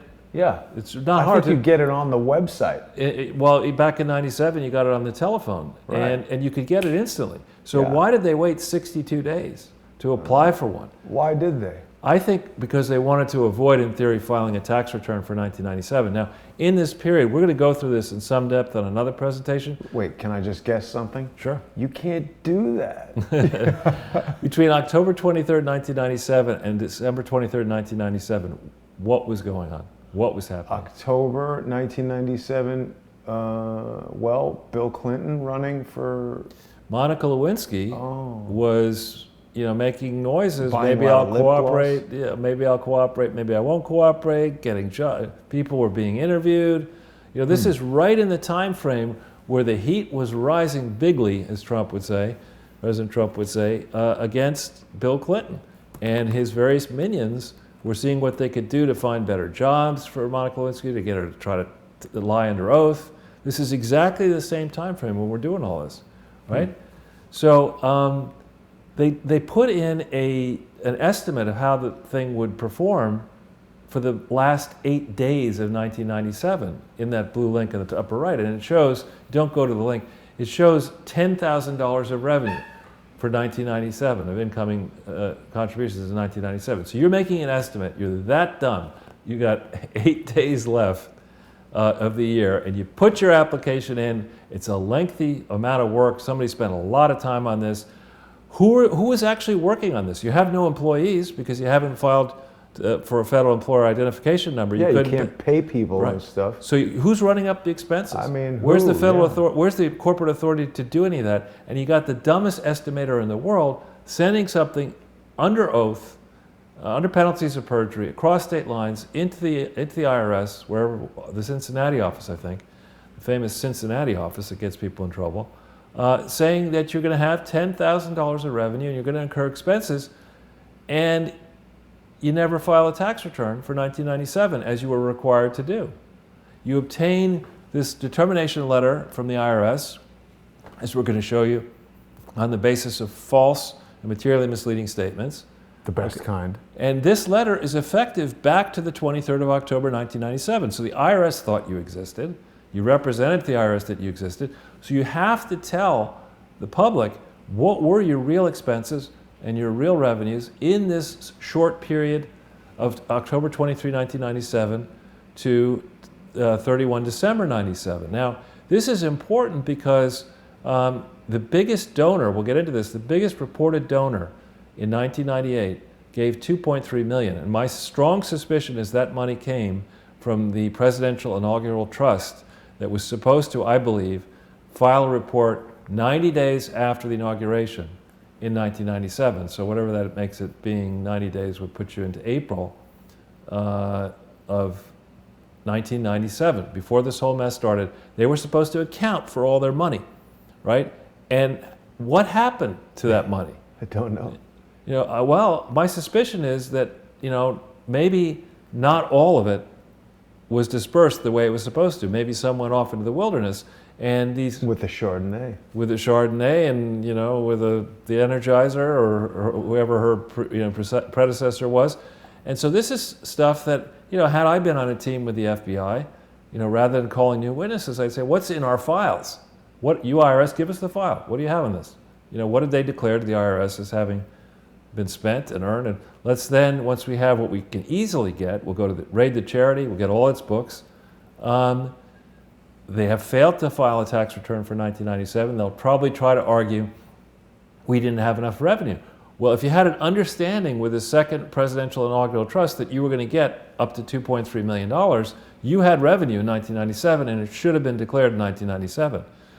So the other thing that happened in this time frame is that they had to shut down the first presidential expense trust by December 30th, 1997. And who? Why? Because this bagman, Charlie Tree, was revealed as possibly being an agent for foreign people, contributing money illegally to this legal expense trust. So they had to shut it down, and they then had to ramp up a second presidential expense trust. So to summarize, the biggest donor we're going to show you into 1998, the biggest declared donor was run by one of the Clinton Foundation, one of the three Clinton Foundation directors, Ann Jordan.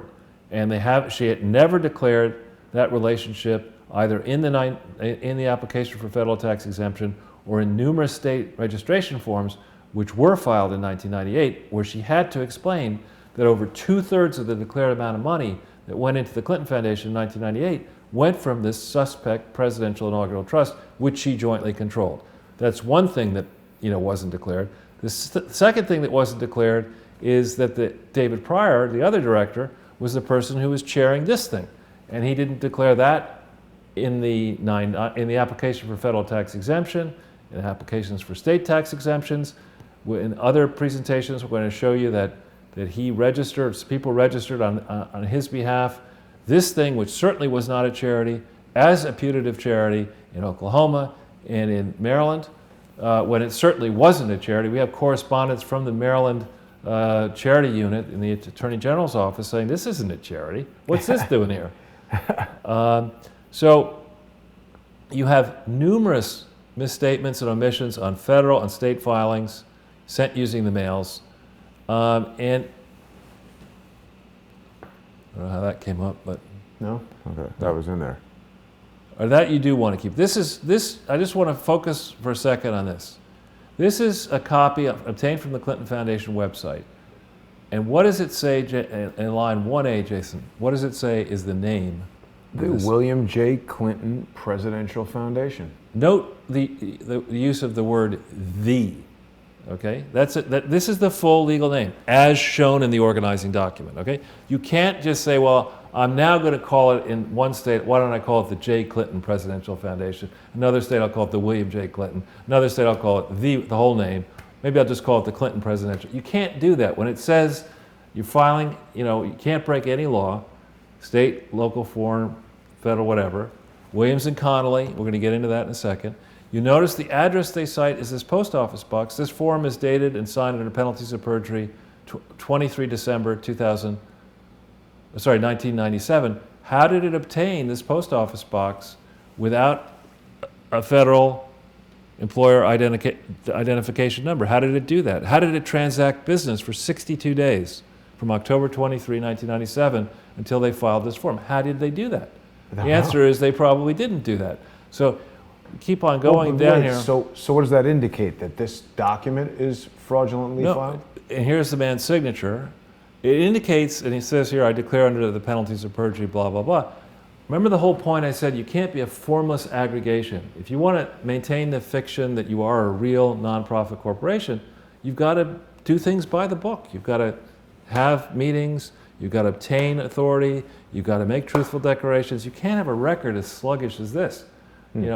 We haven't even gotten 2 months into the existence of this thing, and it's already a mess. Yeah. But if you go down a little bit further, you see you have to talk about the activities and operate and additional information. Keep on going, and keep on going to the next page. Here are the directors. You see, you're supposed to explain any relationships. David Pryor, Andrew. They don't explain any of these. Do they serve? Do any of the above persons serve as members of the governing body by reason of being public officials? No.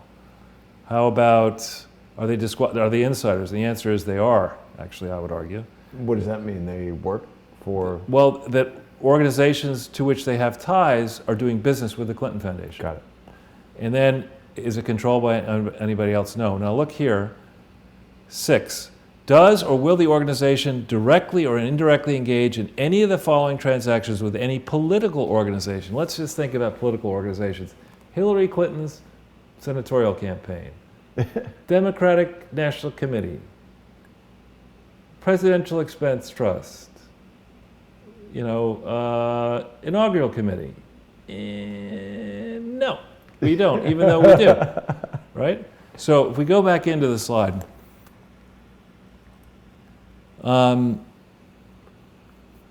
we actually go to the next page. All right, we've covered some of this. In red, it's very important to focus on the use of the word "the" in the name. That is the real name of this thing. You can't use a different name when you're registering across state lines in various organizations. I would argue that address, that Post Office Box 1104, is a fake address. Not even a post office Well, box? I think they had it, but I don't think I question who obtained it. If Skip Rutherford, the president of the foundation, obtained it using his personal Social Security number, then there's a problem. See, I think you and I sometimes use the word fake in the same way. It could be a real post office box that's actually a tangible post office box, but it represents something other than what they want you to think. Right. And the problem with that is when you obtain one of these post office boxes, you've got to keep the post office up to date about changes in your organization as time passes, and of course they didn't do that. What about a post office box at a private company? Like they have, mailboxes, et cetera, and Postbox USA and all these private companies. Do they have the same rules? Are they the post office, or it's not a... I don't know. They have a different set of rules. I don't know how similar they may be, but if you got a post office box at the actual United States Post Office... You're in trouble. Right. It's a federal thing. You're in big trouble. Right. Now, we skipped over, we covered this idea of spending 62 days without an EIN. That's a problem. The activity codes that they listed, you'll see what they said. 061, a library. 062, an historical site, records or reenactment. And 124, study and research, non-scientific. Okay? That's what they're approved to do. Okay? Those three things. If we go back into, here's the instructions to be really, I hate to use the word, but to be anal about it, that's the actual set of forms that they should have been following when we get this link up. This is the one, you see here, revised April 1996. If we go to the last page, these are all the instructions. They're very lengthy. We get to the, there you go. These are, if you make it smaller actually, a little bit. These are all of the activity codes they could have picked. They had to pick three, okay? They picked 6.1, library, 6.2, historical site, and 124, which is a little bit further down, 124, study and research, non-scientific, right? Now, is climate change scientific or non-scientific? I suppose it's a bigger... Studying it would be scientific. Right, well, so you can't do climate change here. You can't do fighting HIV and AIDS with these codes, right? You can't look at code 910. What does that say? A domestic organization with activities outside the United States. Did they check that code? I'm going to say probably no. No, 061, 062, 124. Those are the codes they picked. So right? They didn't pick international. They don't know the code. So they knowingly selected the right to do a library, records, and study non-scientific. What's the code for mini golf? I don't know. But these are activities that are permitted by a charity. Right? Yeah. Mutual ditch irrigation, telephone, electric company, or like organization. Is that a real thing? What's a mutual ditch? It's a common ditch, or mutual ditch. Perhaps we should start the Charles Ortel Common Ditch Foundation. Throw your money in the ditch. That's right. Oh, man. That's pretty funny, Charles. So, there are a lot, people say there aren't records, there are a lot of records. Now, we haven't found proof. The first place where they should have filed for state tax exemption is in Arkansas, right? You get rights from the federal, the IRS to be exempt from federal taxes. If you want to be exempt from Arkansas's taxes, and at the time I want to say their corporate income tax was 6%, they have other taxes, you've got to file for Arkansas tax exemption. So, Mr. Rosenstein and the team and FBI, whatever, you're looking at this back in 2001, you say, all right, I'm going to ask the foundation for their records. Where did you file for, tax exemption in what states, And if you didn't file in a bunch of states, you're dead. So if we go to the next page, we're rip-roaring along here. Okay, we're now going to talk about their first filing. They skipped the 97 report. I would argue they should have filed a 97 report. And we don't need to hit this one, but people are interested later. This is the actual, no, it's for some reason, the next page, yeah. These are the instructions for the forms as the instructions were written for the 1998 form, okay? So we're being as year to year. Yeah, because the form changes. So we're being as anal as possible to show you these are the real instructions. You don't look at the 2017 instructions and say, well, you got to look at the 1998 instructions. Now, what address do they put in? It's item C. It's one of the first things in the front before you get into the parts of the tax return. What is wrong with what's there in red?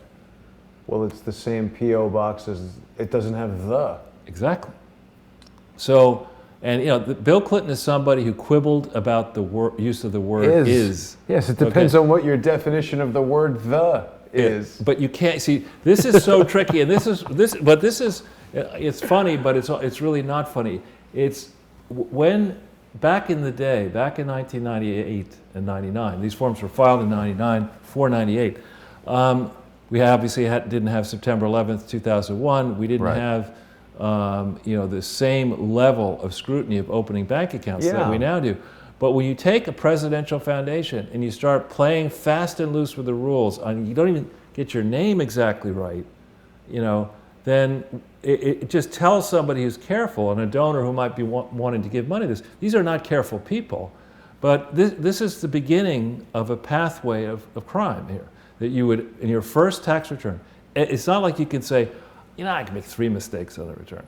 Everything on this return has to be correct. You don't even get your own damn name right. Yeah, and I say that cannot possibly be a mistake. Right. That is the type of thing that companies are very sensitive about. They even spoke about that in the Facebook movie, The Social Network, where he says, don't call it the Facebook, just call it Facebook. Right. So there is a big difference in branding and company identity. They'd be very sensitive to that, I think. Right, and also, we're going to have some fun here in a second. And mind you, this is all we're doing here is focusing on 98 and certain activities that happened in 99. This pattern gets wider and wider and more deliberate, more bold. Yeah. They say in part 2, they list out, they're asked in other expenses, they specifically state that they spent $6,512 on state registration fees, right? I didn't say that, that's what they said. Then you go to a different section of the return, if we make it smaller, part 6, line 98. List of states, list each state with which the organization is filing a copy of this return in full or partial satisfaction of state filing requirements. None. So why did you spend $6,512 on state registration fees to file no registrations? No, that was just, travel and expenses. Exactly. Food and entertainment. So on the question that I raised earlier of is this a validly constructed organization or is it a fiction? Is it a formless aggregation? List the number of employees. Enter the number of employees on your payroll during the pay period, including March 12th, 1998. None. So it has no FEIN when it gets its post office box. It's not getting its name right.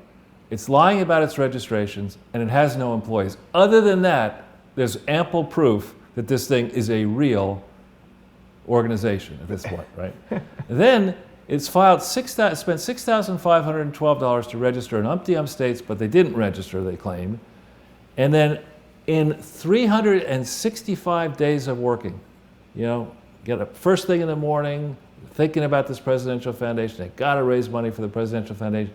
Wait a minute, what was going on in 1998? What was going on in 1998 is Bill Clinton was getting in hotter and hotter water.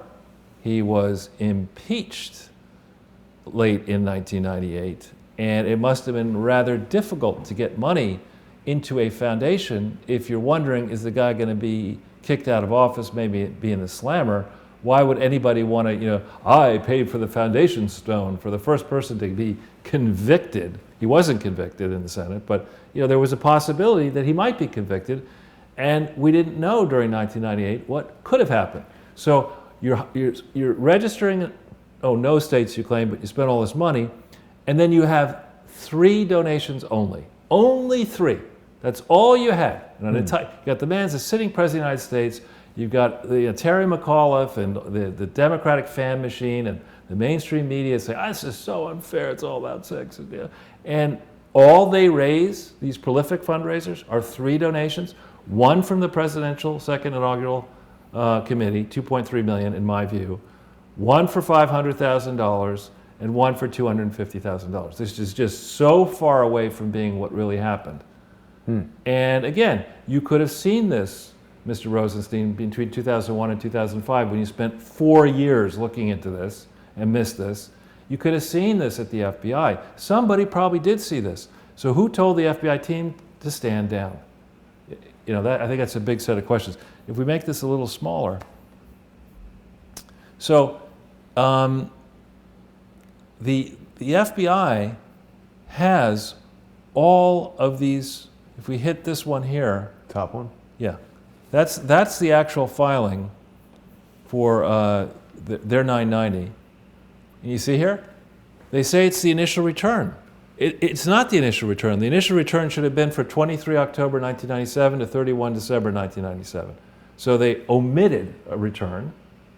Okay, they used the wrong name. No the. Same P.O. box though. Questionable P.O. box, right? There's supposed to be an audit. There's $3 million of revenue. There's no audit that I see anywhere. Okay? And we could go on and on and on, but we provided you a link here so you can see. Look at the expenses, right? $149,000 of total expenses, right? $6,512 were for state registration. So that's a material amount. Either you'd spent the money or you didn't spend the money. Did you register or didn't you register? The answer is, we're going to show you in a second that they did register, but they said they didn't.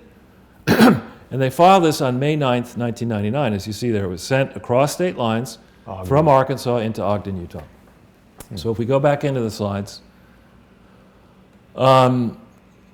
if we hit this contributors list thing here. I think I might hit the same thing. No, that's it. And then we go a little bit down the page. Look at the 1 to 5 million. Hit the blue arrow. 1 to 5 million. Next one, yep. Go to page 2. Where is it? It's the very bottom. Next, go to page 2. And scroll down the page a little bit. And it says something like, slowly here. Presidential Inaugural Committee, 1 to 5 million. And if we think about it, if this is correct, right, and the Presidential Inaugural Committee gave 1 to 5 million, that means it couldn't have given 250,000, it couldn't have given 500,000, it had to be the $2.3 million donor, if this is correct. Now, saying that something out of the Clinton Foundation is correct is not the safest assumption to make in the world, but I think this is a slam dunk. The FBI should be going right in and saying to the IRS, to the Clinton Foundation, show us who gave you this money, on what date did they give you the money, and provide an accounting to the Presidential Inaugural Committee of all your spending. So if we go to the next page. All right, here are some examples. We have not found anything. Here are 10 examples of registrations that are available one way or another at the various locations. And note the different ways in which they were. On the 19th of May, 1998, they registered in California using the right name. We don't know what name they used in New York. Now, why would they register in these states first?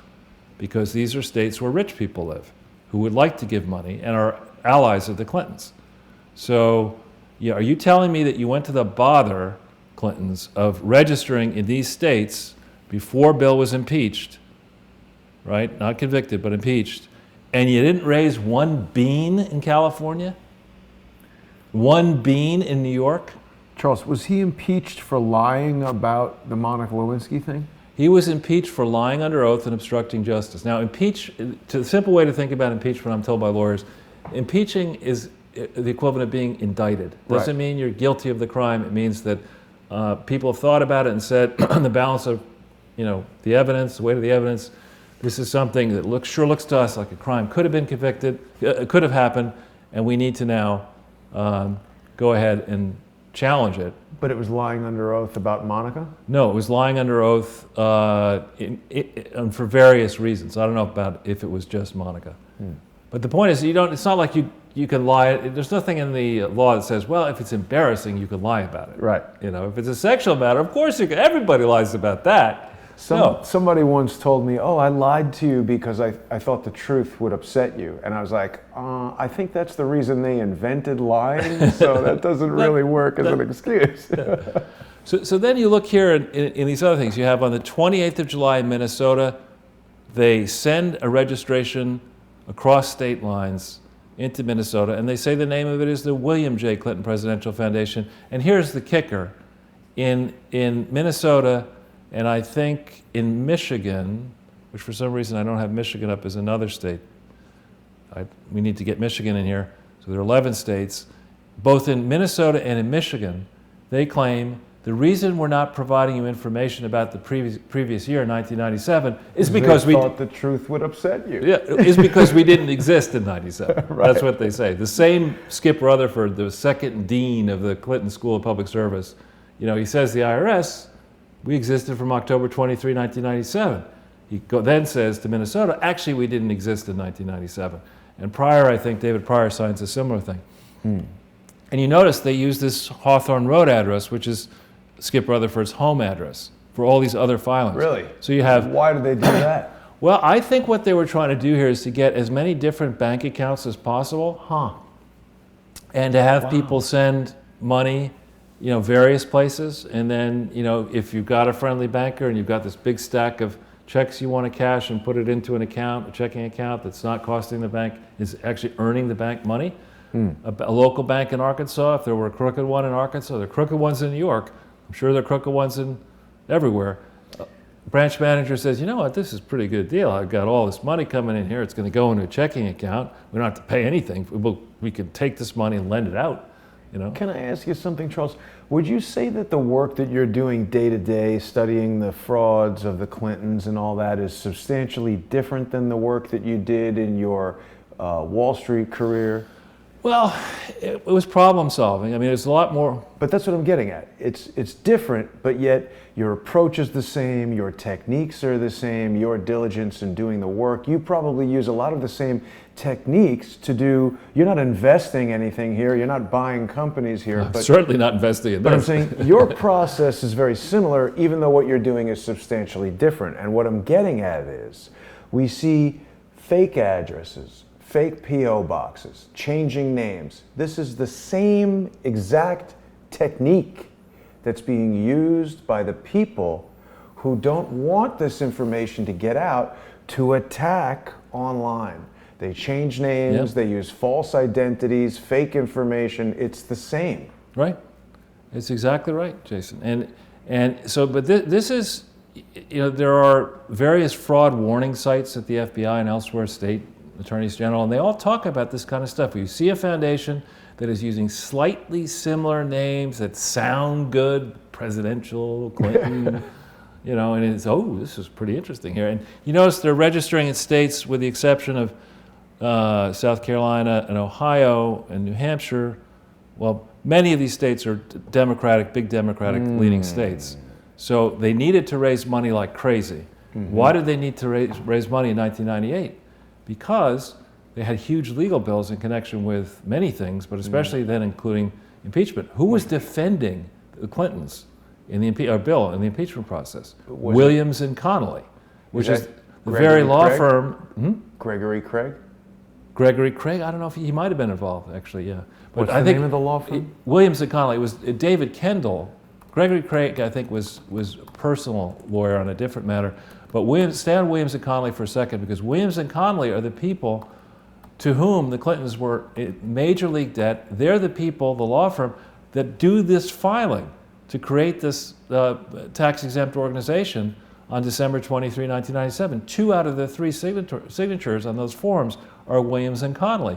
Well, it says here, I'm sorry to interrupt you, but this is important because this crosses over into Mr. Wilfred's story. It says right here, Gregory Craig is a former attorney at the law firm of Williams and Connolly. So again, we see how birds of a fraudulent feather seem to flock together. And nest together. And that's why they don't want Harmon Wilfred to tell you his story that is backed by incredibly compelling evidence and firsthand testimony and letters from these people. Gregory Craig, you're a very bad dude. You shouldn't be that dude. Should not. Don't be that dude. Anyway, sorry, Charles. That's all right. Had to bring that up. It's good. It's good. So we don't yet know exactly what was claimed on the state forms. We don't yet know in New York and in Oklahoma, but we have all these other state forms. And we have, for many of these states, multiple additional state forms. What you have to do in many states when you register is you have to say, what is your real name? And list every other name that you might use, and list every other branch, chapter, affiliate, or office. You're supposed to do all that. And of course they don't do that. That's how the Clintons roll. Laws are for little people. Yeah. You know, and We don't need no stinking laws. Yeah. So if we go to this New York State link here, that one, yeah. Mr. Schneiderman does us the good grace of, providing links to the regulations. If you hit the middle one. I do love this charitiesnys.com website. Look, 36 pages of regulations, just in New York State. Wow. Okay? And of course they didn't follow any of them. That's almost as long as Robert David Steele's amended complaint. So I guess he could read that many pages if he chose to, but he doesn't. There you go. So we go back into the slide. People tell me that... Wrong button again. What? Sorry. Sometimes I try to switch to the slides and I hit the wrong button. I'll bring it right back. Okay. There's the slides. All right. At the very bottom here, somebody explained to me that you can follow... It's possible to find out who owned a post office. And I think I'd be very curious to know... Owned the post office? Who owned the post office box, or who filed to get the post office box. I'd like to know, for post office box 1104 in Little Rock 72203, when was that post office box actually procured? And this article tells you how to do it. There are probably experts in the crowd who can help us here. We need to there are lots of post office boxes. We're not talking today about the Baltimore one with the Clinton Bush Haiti Fund. We're not talking today about the post office box 104, very similar to the 1104 that was created. We don't yet know when, for the Clinton Foundation HIV/AIDS initiative. That was by 2004, May 2004, they had that post office box. There are many, many post office boxes that this entity has had around the country and around the world. And we're going to get to the bottom of that. They love post office boxes, Charles. They do. So if we go to the final page here, the next page. Starting to happen. Yeah, so people recently were saying to us, nothing's happening. And we had to point out to them, you got the leader of South Korea is in prison. France is going to go to prison maybe. Brazil just reported to prison. And in Saudi Arabia, following the sword dance of May, or whenever it was, late May 2017, we've got a lot of people who, spent time in a makeshift prison and coughed up, it's rumored, $100 billion. Right. We don't yet know how much information those people are sending back our way to the FBI, to the good people at the FBI, and there are many of them, who are trying to get to the bottom of these frauds and expose them. We know that, in particular, I want to shout out to Sean Hannity and Judge Jeanine Pirro, because they have been doing a lot of great stuff trying to expose the full contours of this fraud. They're relentless. They have resources, and they're making great progress. What we're trying to do is to bring greater focus on all these things: international, push the federal people, but also push the state people. And again, shameless promotion. We hit that third link. This is an article concentrating about problems the Clintons have in every state, but with a particular focus on New Hampshire. In New Hampshire, there's a special rule against insider dealing involving transactions greater than $5,000 in a year. And those have to be noticed to the public through newspaper ads before they're adopted. There's special voting procedures. And of course, the Clintons did none of that. So that's just New Hampshire. We're going to be picking off state by state, writing these articles, putting pressure on the attorneys general to do the jobs they should do. The Clinton family illegally took control of the parent, now called Bill Hillary Chelsea Clinton Foundation, on November 2nd, 2013. This transaction explains that in some depth. This article explains that in some depth. We go back into the slides.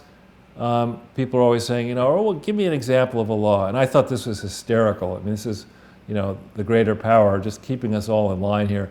This is an actual excerpt from the U.S. Attorney's manual citing legal precedents on mail fraud. A very important precedent is what? It's in red there.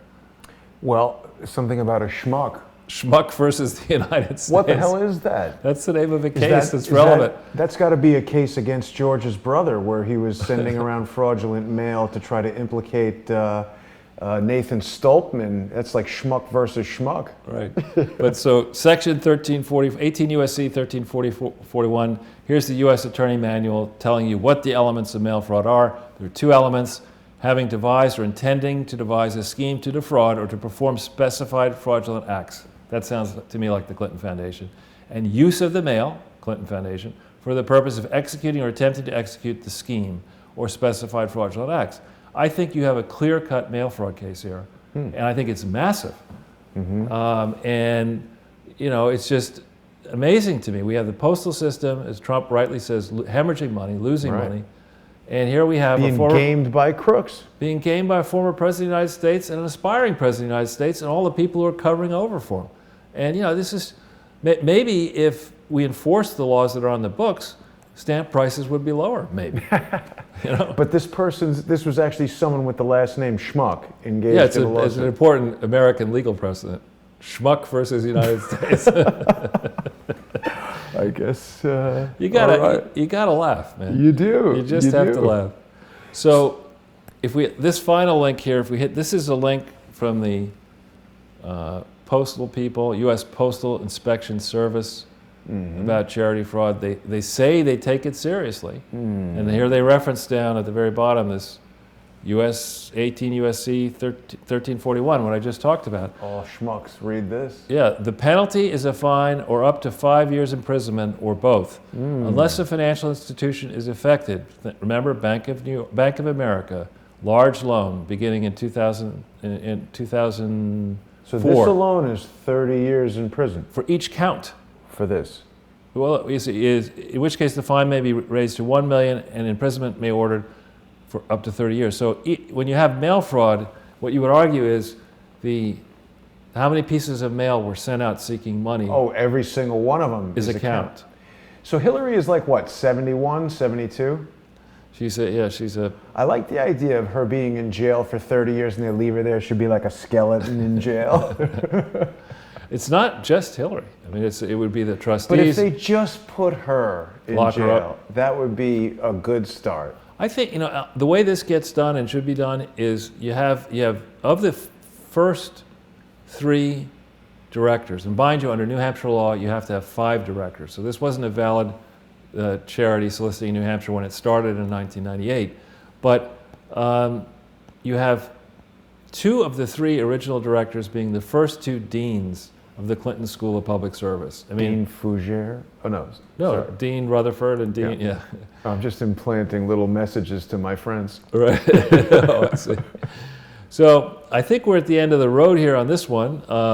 Again, hats off to the art department. I don't know if there have been any comments, any educated guesses of what P and O could stand for in Box. Aside from those that you've offered offline. Yeah.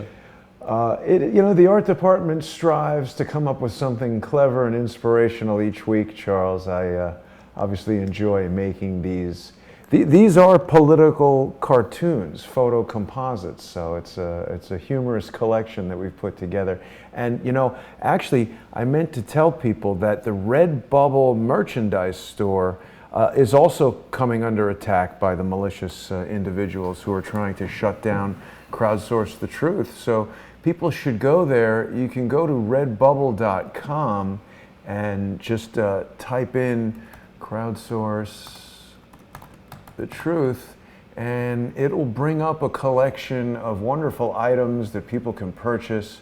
We've got mugs and t-shirts, and any of this artwork that you see can be placed on any of the items. So just because something is shown on a mug doesn't mean that you can't get it on a t-shirt as well. I've just added this really handsome Hack to the Future mug.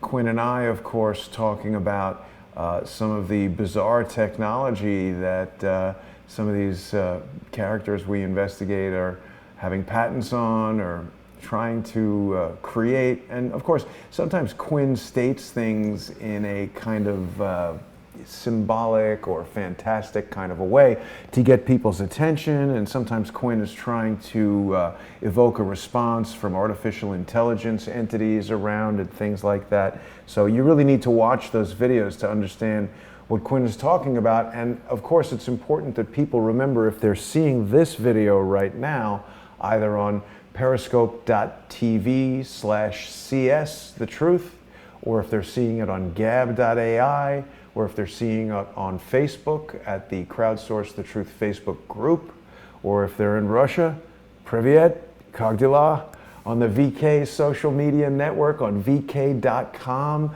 They can see our streaming videos there. They can see them on YouTube at Crowdsource the Truth 2. And we're going to keep fighting these malicious, frivolous strikes. We're going to keep fighting fake lawsuits from real idiots. We're going to fight all this nonsense because criminals need to face justice. And no matter what they want to do to me, I'm not going to stop. No, nor am I.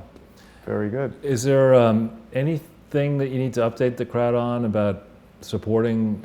Well, people can go to patreon.com/crowdsource the truth and become monthly sponsors. Of course, we never monetize through advertising on YouTube or Google for precisely this reason, because I think that if Crowdsource the Truth had become financially dependent on YouTube, a system that Google has allowed to become so vulnerable, to have so many of these exploitable weaknesses that hackers can, and they are hackers, even if they aren't violating the security protocols of a computer network, they are finding the weakest spot to exploit to game the system. And what YouTube really needs to do is to shore up those weak points. You need to protect the First Amendment constitutional rights of Charles Ortel and myself and the other guests who come on this program. They need to protect my constitutional rights to face my accusers.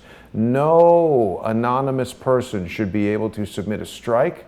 And I would even say anonymous people should not be allowed to create content on YouTube at all. If you want to enjoy YouTube and preserve your privacy and anonymity, you should be able to do that by not signing into the system at all and just watching videos anonymously. But if you want to generate content in the form of video content or even comments or likes or dislikes, you should be a known person who, if you're going to game the system by having 1,000 thumbs down to try to prevent evidence from experts like Charles Ortel, experts like Fabien Chalandon, to try to prevent people from learning the truth, we should know who you are.